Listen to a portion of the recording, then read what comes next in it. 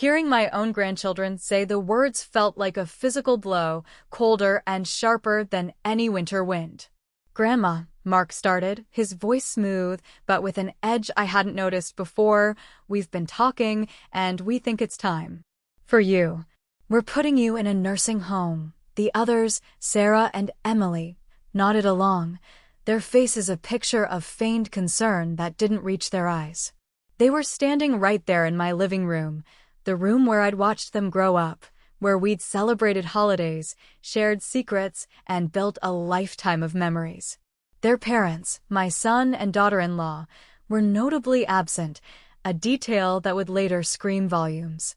It wasn't a question, not a suggestion based on genuine need or my well-being.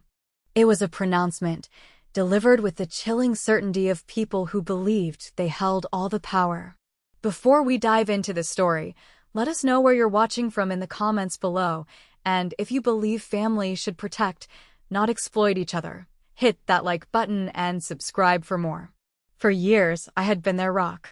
Ever since their grandfather, my dear husband Thomas, passed away 5 years ago, I'd dedicated my life to ensuring my children and grandchildren were okay. I'd helped with down payments on houses, paid for college tuition, bailed them out of financial scrapes big and small. My modest but comfortable life, centered around the home Thomas and I had built together, became their safety net, their personal ATM. They knew I was generous, perhaps to a fault. I loved them fiercely, and that love, I now understand, was precisely what they decided to exploit. I had always believed in the strength of family, that we protected our own, especially the older generation who had sacrificed so much. It was a belief deeply ingrained from my own parents, a code I lived by. But what she discovered next would force her to choose between family loyalty and self-preservation. My name is Eleanor, and I was approaching my late 60s when my world tilted. Thomas had left me well provided for, not extravagantly, but comfortably. The house was fully paid for, a solid brick ranch in a quiet, established neighborhood, filled with a lifetime of memories. There were investments, a decent pension from Thomas's work, and my own small savings. I wasn't rich, but I was secure. My children, my son David and my daughter Carol, Mark, Sarah, and Emily were Carol's children. Both had decent jobs, but seemed to live perpetually on the edge of their means, always needing a little extra here or there. I never minded helping. That's what mothers did, what grandmothers did. Or so I thought. I covered medical bills, helped fix cars, took care of unexpected expenses. Their needs always seemed to come first, and I happily obliged, finding joy in their perceived happiness and relief. David and Carol seemed grateful, at least initially. They'd call, express concern, visit just enough to maintain appearances. Carol, in particular, was adept at weaving tales of hardship, unexpected bills, rising costs, the pressure of providing for her children. Mark, Sarah, and Emily were in their early 20s, supposedly building their lives, but seemed more interested in my wallet than their futures. They'd show up asking for money for rent, textbooks, or just help with expenses. My son, David, was quieter but no less expectant, often hinting at his own financial stresses and the need for me to be smart with my money, a phrase that now rings with chilling irony. There were subtle signs, of course, looking back. The way they'd steer conversations towards my finances, the not-so-casual questions about my will, the increasing frequency of their needs. They'd drop hints about the cost of maintaining the house, suggesting it might be too much for me. They'd talk about my health, though I was perfectly healthy, exaggerating a minor cold into a major ailment. I remember overhearing a snippet of conversation one evening. Carol and David were visiting, and I had stepped out to the kitchen to make tea. Their voices, normally modulated for my benefit, were sharp and impatient. "The house is the main thing," David said, his voice low. "Once we get her into a place, we can sort that out," Carol replied. "She's stubborn, though. And she still drives. How can we prove she's not capable?" The words hung in the air, cold and heavy. Get her into a place, prove she's not capable. It wasn't about my well-being. It was about the house. My home. A cold dread washed over me. They weren't just asking for help. They were planning. Planning to remove me from my home, from my life, to sort out my assets.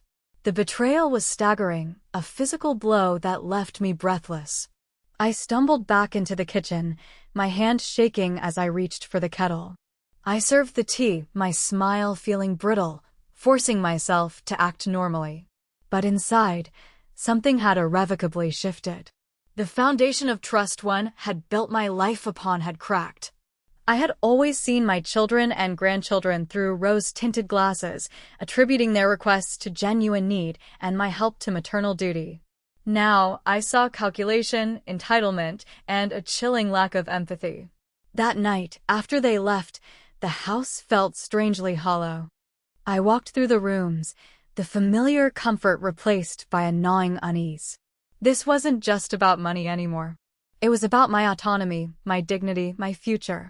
I wouldn't let them do this. I didn't know how yet, but I knew I wouldn't be moved against my will. I started by securing the deed to the house and my financial statements, tucking them away in a place only I knew. A small, almost instinctive action, but it was the first step on a path I never imagined I'd walk. The incident with the grandchildren demanding I go to a nursing home, however, was the true inciting incident, the moment the facade completely crumbled. It happened a few weeks after I overheard Carol and David. They had clearly tasked the younger generation with softening me up, or perhaps being bolder, making the demand outright. Their parents were absent, leaving their children to deliver the cruel message. After the initial shock wore off, a quiet, simmering anger began to build within me. It wasn't a wild, explosive rage, but a cold, determined fury. They thought they could simply decide my future, package me away, and claim what they felt entitled to. They saw me not as their grandmother, the woman who loved them unconditionally, but as an obstacle between them and an inheritance they hadn't earned. I didn't argue, didn't raise my voice, didn't cry. I simply looked at their expectant faces, saw the calculation there, and felt a profound sadness for the people they had become. A nursing home, I repeated slowly, letting the words sink in. Not just for them, but for me. Is that what you think is best for me? Mark, the de facto leader, puffed out his chest a little. Yes, Grandma. It's safer. You know, in case something happens. This house is a lot to manage, Sarah chimed in, and you'd have friends your own age there. Emily added, we just worry about you being alone. The script was clearly rehearsed, full of platitudes that rang utterly false. I saw past the words to the avarice in their eyes. I nodded slowly. I see I didn't confirm or deny, didn't agree or disagree. I simply ended the conversation politely, saying I would think about it. They left, looking pleased with themselves, no doubt reporting back to their parents that the conversation had gone well, that Grandma was considering it. They had no idea that their words had solidified my resolve. They had crossed a line, a fundamental boundary that could not be uncrossed. My initial hurt hardened into determination. I wouldn't just protect myself, I would fight back. The first step in this fight was information. I needed to know my rights, understand what they could or couldn't do, and figure out how to make myself untouchable, legally and financially. I started by researching elder law attorneys in my area, quietly and discreetly.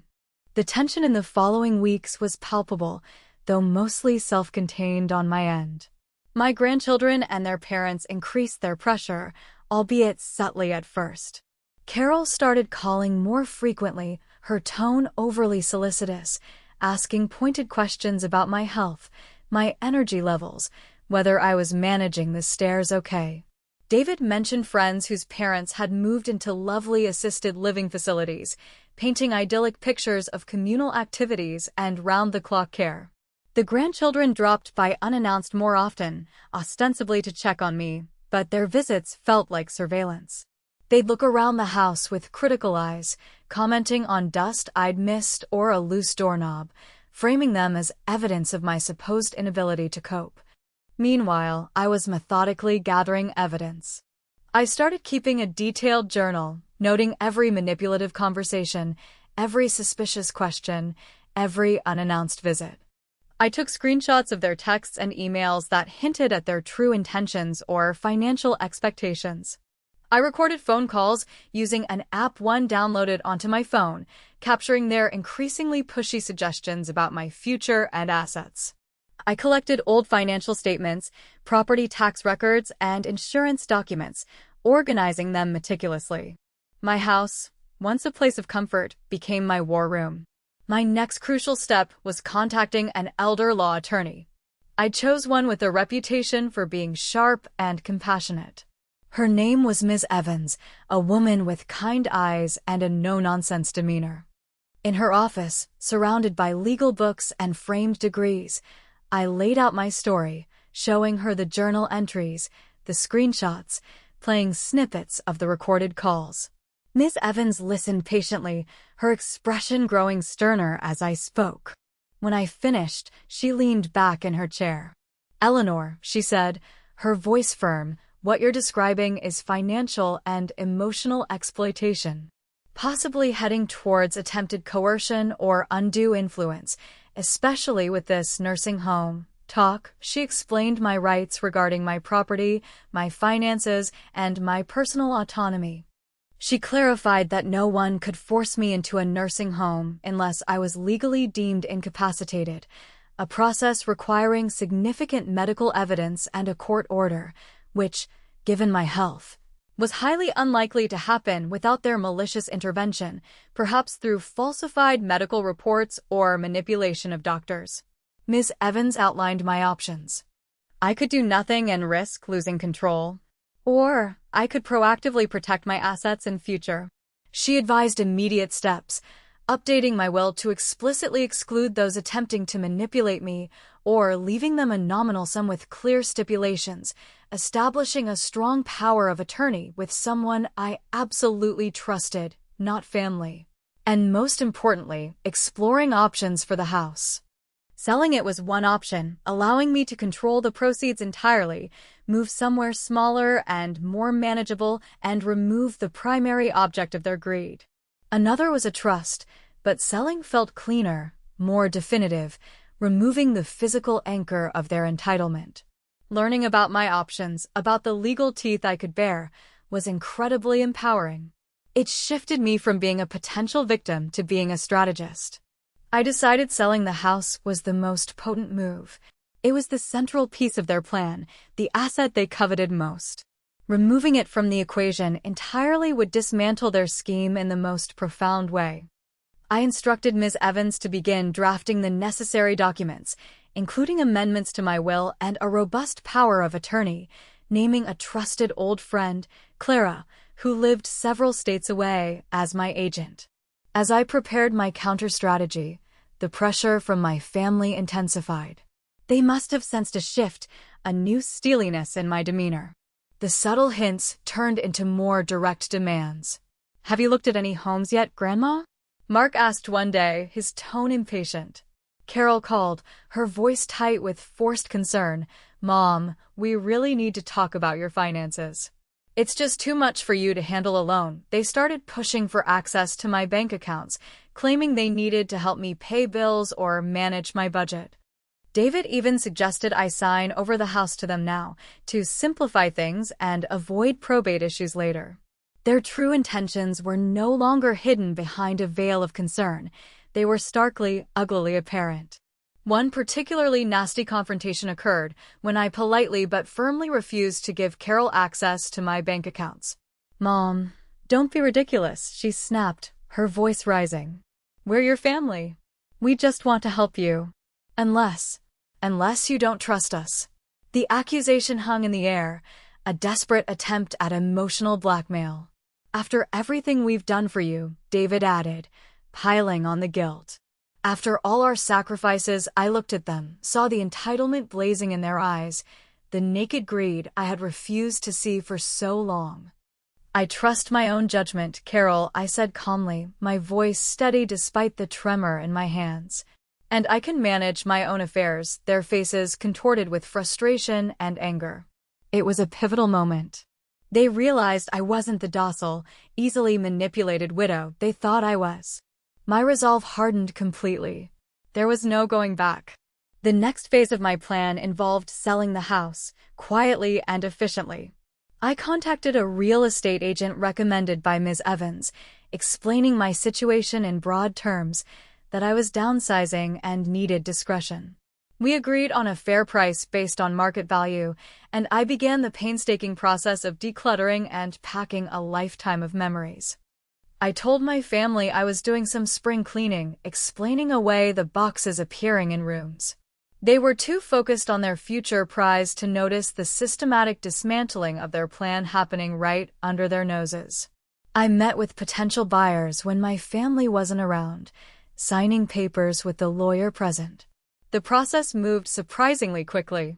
The market was good, the house was well maintained, and I accepted a cash offer, which expedited things. The closing date was set for a month out.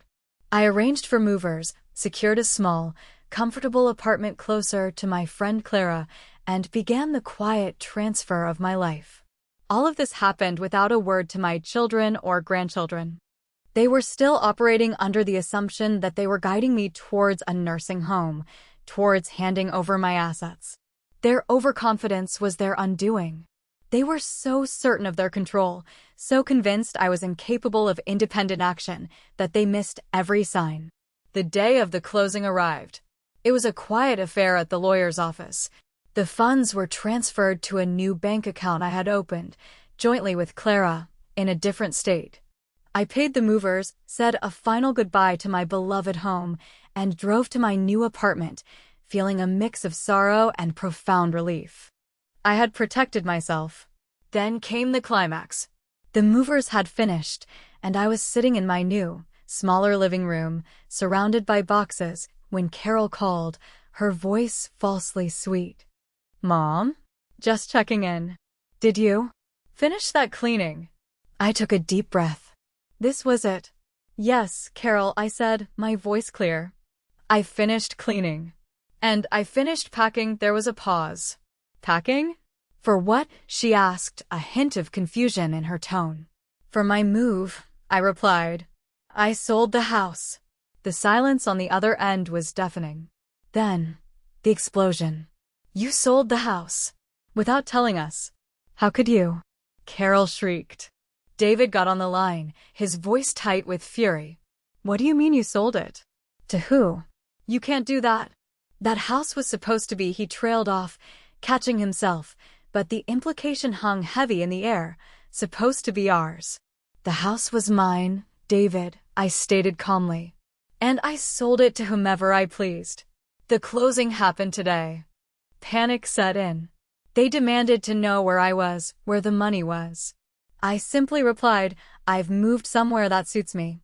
My financial affairs are handled." They threatened legal action, competency hearings, saying I was clearly not in my right mind.